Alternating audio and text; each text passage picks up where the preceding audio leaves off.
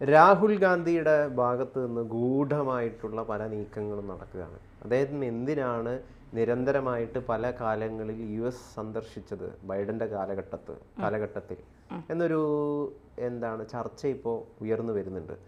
അതിന് പിന്നിൽ ബംഗ്ലാദേശ് മോഡലിൽ ഇന്ത്യയെ നരേന്ദ്രമോദി സർക്കാരിനെ താഴെ ഇറക്കാനുള്ള ലക്ഷ്യങ്ങൾ ചികയാൻ വേണ്ടിയിട്ടാണ് പോയത് എന്നാണ് കേൾക്കുന്നത്. സത്യമാണോ? അല്ല എന്ന് പറയാൻ കഴിയില്ല. കാരണം ബൈഡൻ്റെ സമയത്താണ് രാഹുൽ ഗാന്ധി ഏറ്റവും കൂടുതൽ വിദേശ സന്ദർശനം, പ്രത്യേകിച്ച് US സന്ദർശനം നടത്തിയിട്ടുള്ളത് എന്നുള്ളതാണ്. ഈ രാജ്യങ്ങൾ തമ്മിൽ അട്ടിമറിക്കുന്നതിൽ അമേരിക്ക ഉപയോഗിക്കുന്ന ഒരാളാണ് ഡൊണാൾഡ് ലുലു. ഇയാളുമായി പലതവണ രാഹുൽ ഗാന്ധി സംസാരിച്ചിട്ടുണ്ട് എന്നൊക്കെയുള്ളതിൻ്റെ തെളിവുകൾ ബിൽസ് എന്ന് പറയുന്ന ബംഗ്ലാദേശ് പത്രം പുറത്തുവിട്ടിട്ടുണ്ടായിരുന്നു. അതിൽ അവർ പറയുന്ന ഏറ്റവും പ്രധാനപ്പെട്ട ഒരു കാര്യമായി പറഞ്ഞത് ഓപ്പറേഷൻ പാരീസ് എന്ന് പറയുന്ന ഒരു ഓപ്പറേഷൻ, അതായത് ഒരു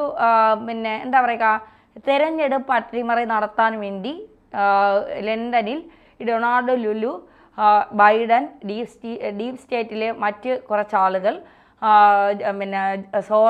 സോറസിൻ്റെ മകൻ ഉൾപ്പെടെയുള്ളവർ പങ്കെടുത്ത മീറ്റിങ്ങിൽ രാഹുൽ ഗാന്ധിയും പങ്കെടുത്തിരുന്നു എന്നാണ് പറയുന്നത്.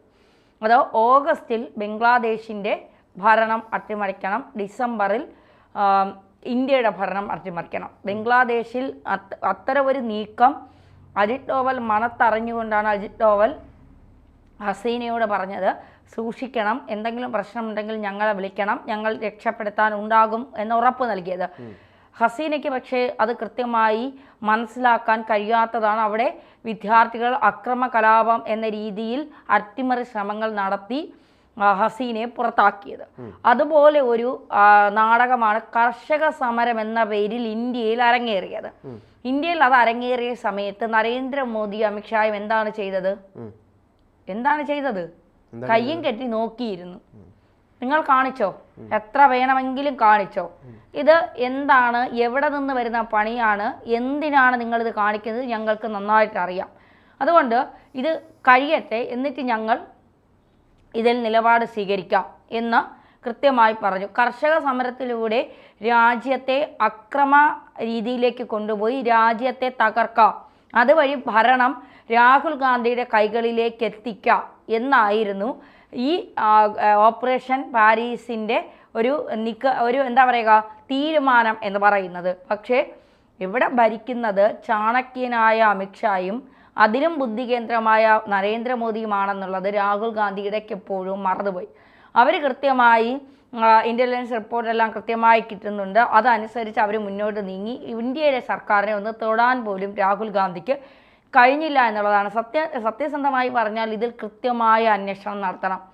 അത്തരത്തിൽ ഇന്ത്യയെ തകർക്കാൻ ഇന്ത്യയിൽ നിന്ന് തന്നെ ഒരാൾ ശ്രമിച്ചിട്ടുണ്ട് എങ്കിൽ അയാളെ പിടിച്ച് അകത്തിടണമെന്നാണ് ഞാൻ പറയുന്നത്. കാരണം ഇതിപ്പോൾ ഇന്നലെ ബൈഡൻ തന്നെ ട്രംപ് തന്നെ വെളിപ്പെടുത്തിയതനുസരിച്ച് നമ്മൾ എന്തിനെ ഇന്ത്യയിലെ വോട്ടെടുപ്പിൽ ജനകീയ പങ്കാളിത്തം പ്രോത്സാഹിപ്പിക്കുന്നതിന് $21 ദശലക്ഷം അനുവദിക്കണം. ഞാൻ കരുതുന്നത് അത് മറ്റാരെയോ തിരഞ്ഞെടുക്കുന്നതിന് വേണ്ടിയുള്ള ശ്രമമായിരുന്നു എന്ന് മിയാമിൽ നടന്ന FII പ്രയോറിറ്റി ഉച്ചകോടിയിൽ ട്രംപ് വ്യക്തമാക്കി. ഇന്ത്യയിൽ ജനാധിപത്യ പ്രക്രിയ കൂടുതൽ ശക്തമാക്കുന്നതിന് $2.1 കോടി സന്നദ്ധ സംഘടനയായ USAID വഴി നൽകിയത് ഇത് മറ്റുള്ളവർ തിരഞ്ഞെടുക്കപ്പെടാനായുള്ള ബൈഡന്റെ കളിയാണ്. ഇന്ത്യൻ സർക്കാരിനോട് നമ്മൾ ഇത് പറയണം. റഷ്യ നമ്മുടെ രാജ്യത്ത് തിരഞ്ഞെടുപ്പിൽ പണം ചെലവഴിച്ചു എന്നറിയുമ്പോൾ ഇതൊരു വലിയ ഡീലായിരുന്നുവെന്നും ട്രംപ് പറയുന്നു. കഴിഞ്ഞ ദിവസം ഗവൺമെൻറ് എഫിഷ്യൻസ് ഡിപ്പാർട്ട്മെൻറ്റ് യോഗത്തിൽ ഇലോൺ മസ്ക് ഇന്ത്യക്ക് USAID പണം നൽകിയ കാര്യം പരാമർശിച്ചപ്പോഴും ട്രംപ് അതിനെ ചോദ്യം ചെയ്തു. എന്തിനാണ് 2.1 കോടി രൂപ ഇന്ത്യക്കായി ചിലവഴിക്കുന്നത്? ഞാൻ വിചാരിക്കുന്നത് മറ്റാരെങ്കിലും അവിടെ തിരഞ്ഞെടുക്കപ്പെടാൻ ബൈഡൻ ശ്രമിച്ചിരുന്നുവെന്നാണ്. ബംഗ്ലാദേശിന്റെ രാഷ്ട്രീയം ശക്തിപ്പെടുത്താൻ $2.9 കോടി ഇതേപോലെ നൽകിയിട്ടുണ്ട്. ഏഷ്യക്കാർ കാര്യങ്ങൾ നന്നായി ചെയ്യുന്നുണ്ട്, അവർക്കായി നമ്മൾ പണം ചെലവഴിക്കേണ്ട കാര്യമില്ല എന്നും ട്രംപ് പറഞ്ഞു. ഇന്ത്യക്ക് USAID സഹായം നൽകിയതിനെ കഴിഞ്ഞ ദിവസം ട്രംപ് വിമർശിച്ചിരുന്നു. ഇന്ത്യ ചുമത്തുന്ന ഉയർന്ന തീരുവ മൂലം ഇവിടെ പ്രവേശിക്കാൻ കഴിയുന്നില്ലെന്ന് ചൂണ്ടിക്കാട്ടി രൂക്ഷ വിമർശനമാണ് ട്രംപ് ഉയർത്തിയത്.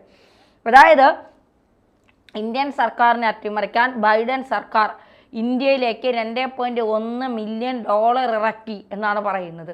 സത്യത്തിൽ ഇത് നമ്മളെ ഞെട്ടിപ്പിക്കുന്നതാണ്. ഇന്ത്യൻ സർക്കാരിനെ അട്ടിമറിക്കാൻ അമേരിക്കയിൽ ഗൂഢാലോചന നടത്തുന്നു, അവിടെ ഒരു ഇന്ത്യൻ പ്രതിനിധി ഉണ്ടാകുന്നു എന്ന് പറയുമ്പോൾ അത് വളരെ ഗൗരവത്തോടെ കേന്ദ്ര സർക്കാർ അല്ലെങ്കിൽ ഇന്ത്യയിലെ സർക്കാർ കാണേണ്ട കാര്യം തന്നെയാണ്. ഇതിൽ കൃത്യമായ അന്വേഷണം നടത്തണം.